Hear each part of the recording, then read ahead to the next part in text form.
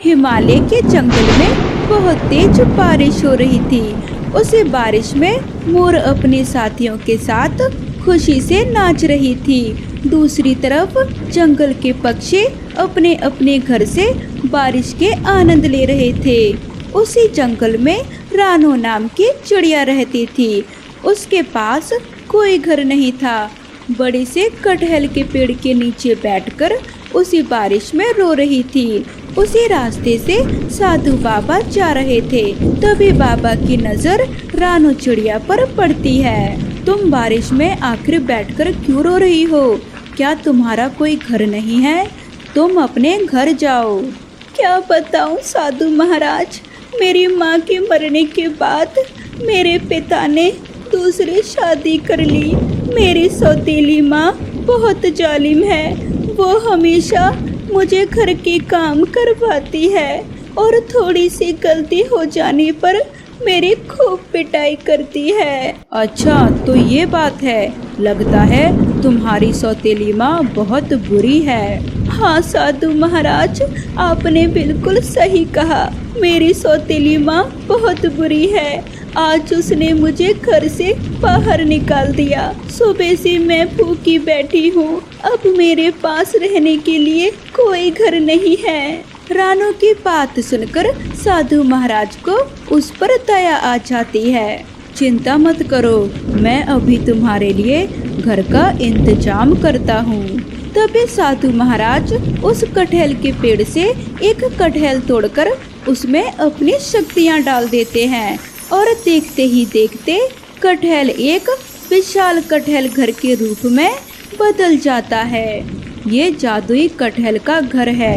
ये तुम्हें रोज एक सिक्का देगा।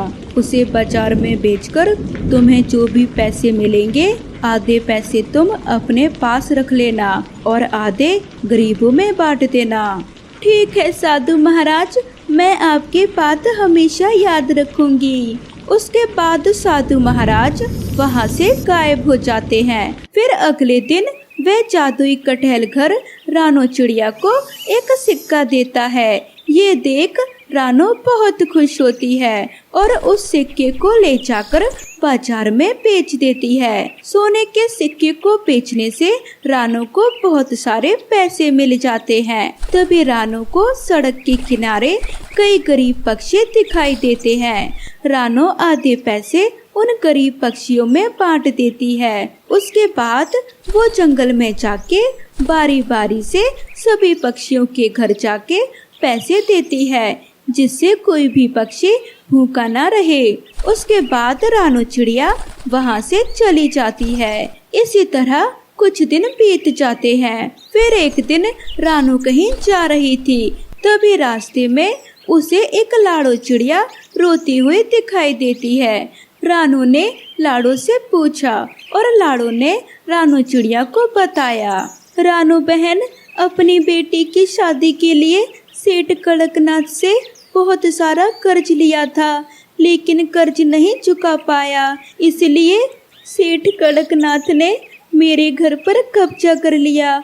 मेरे पास अब रहने के लिए कोई घर नहीं है। लाड़ो चिड़िया की बात सुनकर रानो को उस पर बहुत तरस आता है और वह उसकी मदद करने का फैसला करती है। उसके बाद रानो लाड़ो चिड़िया को लेकर अपने जादुई कटहल घर में चली जाती है। फिर उस कटहल घर के अंदर से एक सोने का सिक्का उठाकर रानो लाड़ो चिड़िया को दे देती है।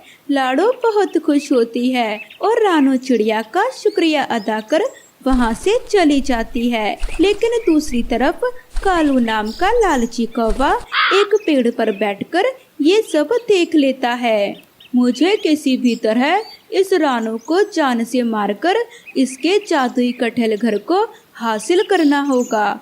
उसके बाद मैं बहुत अमीर पक्षी बन जाऊंगा। फिर एक दिन कालू कौवा ढेर सारी मिठाइयाँ लेकर रानो चिड़िया के पास पहुँच जाता है। सुनो रानो चिड़िया, मुझे पता चला है कि तुम हमेशा लोगों की मदद करती हो। तुम्हारे इस काम से मैं बहुत खुश हूँ, इसलिए आज मैं तुम्हारे लिए ढेर सारी मिठाइयाँ लेकर आया हूँ। उसके बाद रानू मिठाइयाँ उठाकर खाने लगती है, लेकिन थोड़ी ही देर में रानू को चक्कर आ जाते हैं और वह बेहोश होकर जमीन पर गिर पड़ती है, क्योंकि कालू कौवा मिठाइयों में बेहोश करने वाली दवाई मिलाकर लाया था। रानू के बेहोश होते ही कालू उसे पूरी तरह रस्सियों से बांध देता है। मैं इस रानू चिड़िया को जलाकर मार दूंगा, उसके बाद इसके जादुई कटहल घर पर सिर्फ मेरा अधिकार होगा। फिर कालू कौवा रानू के ऊपर पेट्रोल छिड़ककर आग लगा देता है, लेकिन तभी बारिश शुरू हो जाती है और रानू चिड़िया के शरीर पर लगी आग पूरी तरह से शांत हो जाती है। ये बारिश अचानक से कैसे आ गई? सबसे पहले मुझे इस रानू चिड़िया को खत्म करना होगा। उसके बाद कालू जमीन पर पड़ा एक पत्थर उठाकर रानू चिड़िया के ऊपर मारने लगता है, लेकिन तभी अचानक कटहल घर से एक आग का गोला निकलने लगा और कालू कौवे के शरीर पर हमला करने लगा। अरे ये क्या हो गया? मेरा शरीर जलने लगा, मुझे छोड़ दो, मेरा शरीर बहुत जल रहा है, अब मैं क्या करूं? मुझे माफ कर दो, आगे से ऐसा काम नहीं करूंगा।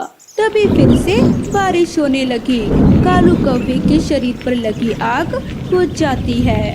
कालू, तुमने बुरे काम किए, उसी के लिए तुम्हें ये सजा मिली। अब मुझसे वादा करो कि अब बुरे काम नहीं करोगे। मैं वादा करता हूँ कि आज के बाद ऐसा कोई काम नहीं करूँगा जिससे कोई भी पक्षी मेरे वजह से परेशान हो। रानू चिड़िया ठीक हो जाती है और कालू कौवा रानू चिड़िया से माफी मांगता है और रानू चिड़िया को एक अच्छा दोस्त मिल जाता है और फिर दोनों उस कटहल के घर में खुशी खुशी रहने लगते हैं।